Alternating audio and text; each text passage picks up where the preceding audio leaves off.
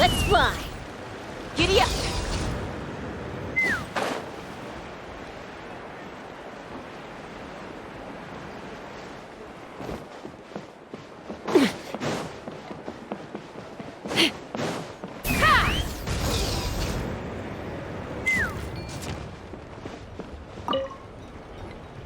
Huni, what were you thinking going out by yourself? Don't you know how dangerous it is? It's okay. Toba helped me. And we met some kind strangers who helped us, and... Kind strangers? What made you so sure they were so kind, hmm? I suppose they had kind stranger written on their foreheads. Yeah, actually, they did. In big, bold letters. Don't talk back to me. The Mountain King problem still hasn't been solved. What would I do if I lost you, too? No dinner for you tonight. They were good people, Dad. Dinner or no dinner. Hello again, Huni. It's Miss Paimon and Mr. Traveler. Dad, it's them. They're the ones who helped me. And I promised we'd take care of them if they came to visit. Oh. So you're the kind strangers. Well... I'm Trinidad. Apparently you helped my daughter today. So if there's anything you need, just ask. As an elder of the Scions of the Canopy, I've got some influence around here. Now, I trust that you're sensible people, who know better than to take advantage of their host's generosity. Yep, just helping a neighbor. We're not looking for anything in return. Oh? Well, let's hope so. Dad, please! They're not bad people! They've eaten at the same table with Kanich before! Be nice to them! Kanich? Wait. I heard that two mysterious travelers from afar helped the Pyro Archon to solve the crisis our nation was facing. Are they... you? And Paimon's the other!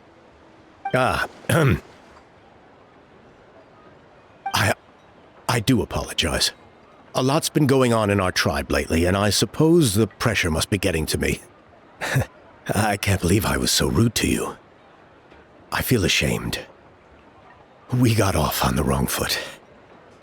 Can we start over? Oh, now we're talking! Seriously, though, don't worry about it. Already forgotten. We're just happy to see Huni got home safe and sound. You've just arrived, I take it? It would be my honor to give you a hero's welcome tonight. Careful now, that's quite an about-face. We've heard that kind of thing can lead to spontaneous combustion around these parts.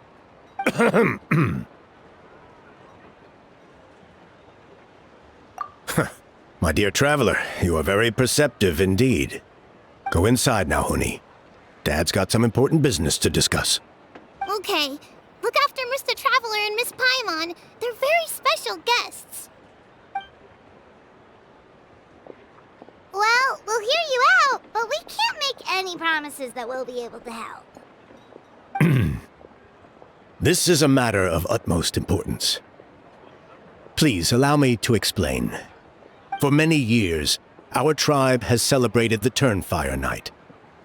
It is a traditional ceremony among the Scions of the Canopy, in which we remember our ancestor, Burkina, and his companion, Kangamato, the Mountain King. Burkina was a hero who bore the ancient name Malipo, and Kangamato was a powerful Yumkasor warrior.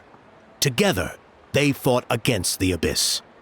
They were victorious, but it came at a great cost. Burkina paid with his life. The Mountain King survived, but was contaminated by the Abyss, and he remains in hibernation to this day.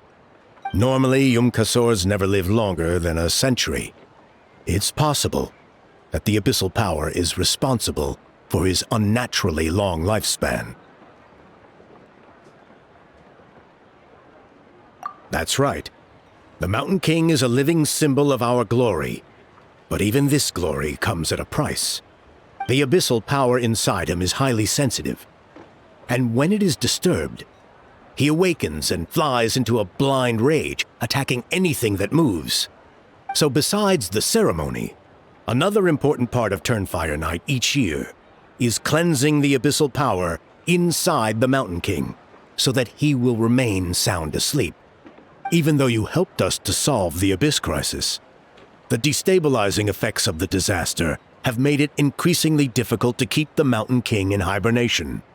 Only 5 months have passed since the last Turnfire Night, and he's already showing signs of instability. Has he woken up again? He has.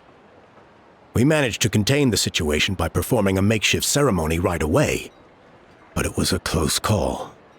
He could reawaken at any moment. Also, he attacked and wounded my companion, Nana, during the ceremony. She became contaminated by the Abyss as a result. And We heard. Such a tragedy. We're really sorry for your loss. yes, and Nana wasn't the first. Anyway, right now, we're preparing for an exceptional Turnfire Night ceremony, and we need to find a suitable flame bearer. From what I've heard about your adventures, I believe you'd be perfect for the role. Of course. Plus, he's a bona fide hero who's inherited the Malipo name. Oh, you mean Kinich? Yes, he's the one. A hero worth his weight in gold. And unfortunately for us, he's all too aware of that.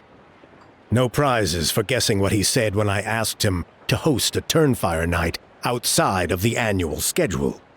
An exceptional ceremony? I'll have to charge an exceptional price. I swear, no other concept exists in that boy's brain. I'm not the one to usually talk about people behind their backs, but I'm convinced the Y-Up got hit on the head and took a wrong turn the day it chose to give that ancient name to him. Have you ever heard of a hero whose mantra is, "What's your asking price?" Oh, and don't get me started on that insufferable How he hangs around with. Thinks he's God's gift to mankind. Pompous fool. Yeah, Paimon has to agree on that last part.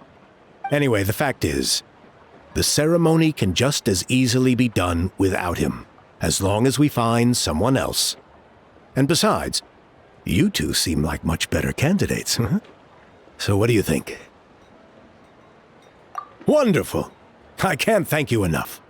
Oni was right about you. You have kindness in your hearts.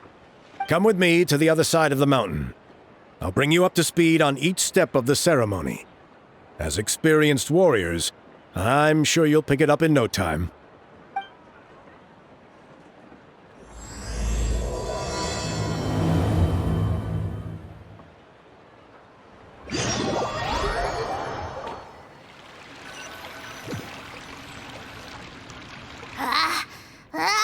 Achoo!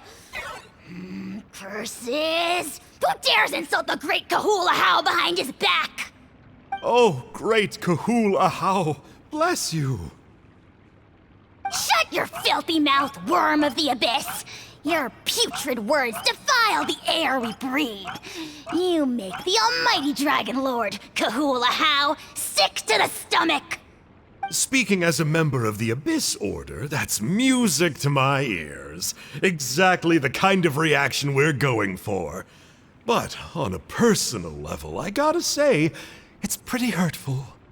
Ugh, never have we heard such brazen blustering from someone who is inches from death! Up yours, Four Eyes! We spit in your face! Okay, well, that I am at a loss to explain. How do I manage to stay so chirpy and cheerful? I can only guess it's some kind of powerful magic. But I digress. Mr. Kinich, I admit it, you, sir, are a legendary hunter. Still, the only reason you caught me is that I was reluctant to run away. You see, I'm very interested in the lore of your tribe. Okay. Is that it? Kay? Aren't you intrigued to know what it is about you guys that prompted a visit from the Abyss? It's the extreme sports! The other day, I narrowly avoided getting hit by a very brave soul who just leaped off a cliff.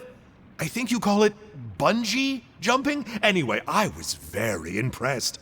That is what I call embracing the spirit of adventure. Look, I even did a painting inspired by the bravery and freedom of the Scions of the Canopy. You scum-sucking swine! I swear, if you go bungee jumping, it'll be without a rope! Head first off the tallest cliff, with a band of hunters on your tail, and nowhere left to run, and a bottomless cesspit waiting for you on the ground. You say that, but I get the sense that Mr. Kinich isn't planning to take my life right now. On top of that, I'm tired of spying on you from afar. So why don't we just negotiate a comfortable operating distance that works for both of us? I've heard that the most important thing in human relationships is to respect each other's boundaries. What do you say, Mr. Kinich? Or you could tell me what it is you're really after. What? And then I'll name my price.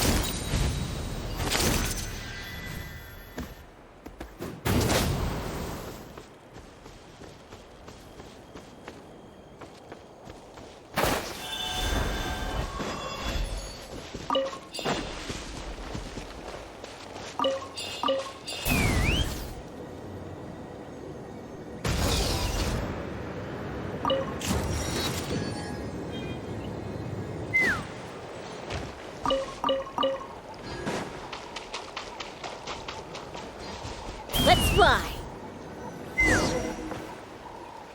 There's still some residual abyss contamination. No surprises here. No doubt that explains the Mountain King's recent activity. See those torches over there? Those are sacred flame offshoots that we requested from the Stadium of the Sacred Flame. They contain the power of the Pyro Archon. Are you saying that the Sacred Flame and the Turnfire are the same thing? For ceremonial purposes, at least. Sending someone to the Night Kingdom to retrieve the legendary Turnfire isn't exactly an option. More to the point, though, the Sacred Flame is able to burn away abyssal filth. So that's why we use it in the ceremony. Gotcha! So basically, we just need to clean up the filth with the Sacred Flame. That's one part of it, yes. But the complete ceremony is a bit more complicated than that. First, the flame bearer must collect the kindling of the sacred flame from the starting point. Then use a grappling hook to fly up into the sky and light each of the sacred flame pillars. Then they must go down into the canyon, all the way to the cave where the Mountain King slumbers, lighting braziers and the final altar along the way. The most skilled flame bearers can accomplish all of this without touching the ground once. As much as I hate to admit it, Kinich is capable of this. Wow! He can do all that flying without ever falling to the ground?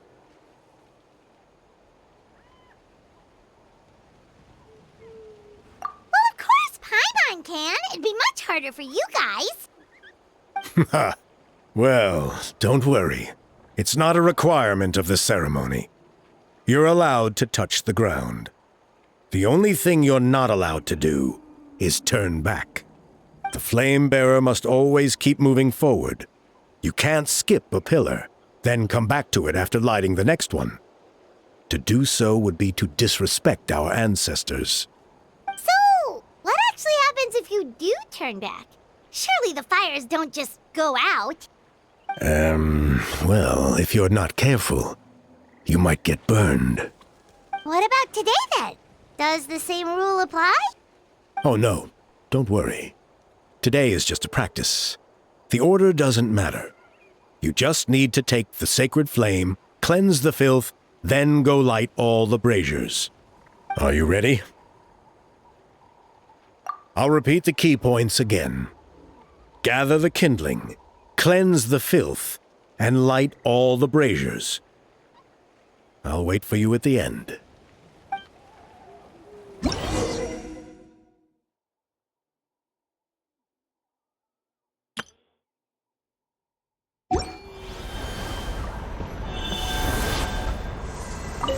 Alright, let's use this kindling to complete our mission.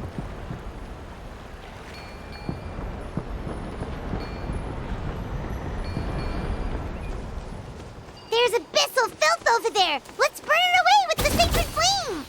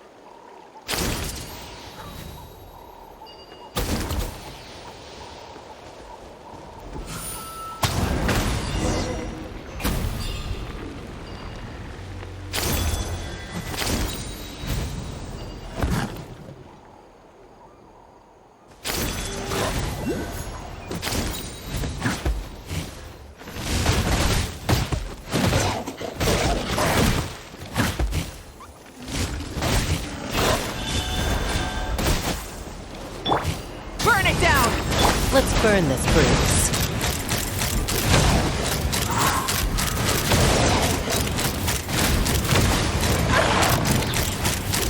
Locked on!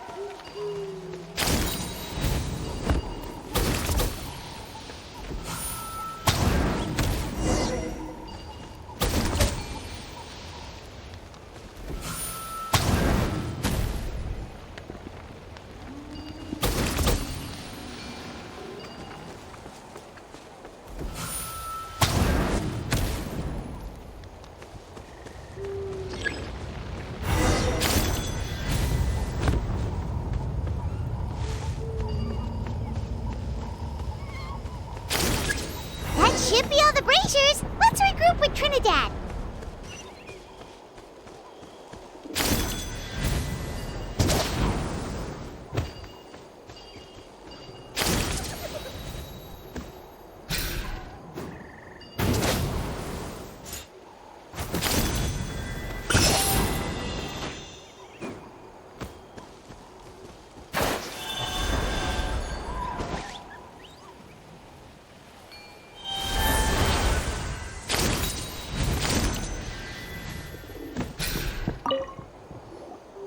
I knew I was right about you. You have outperformed all of our previous candidates.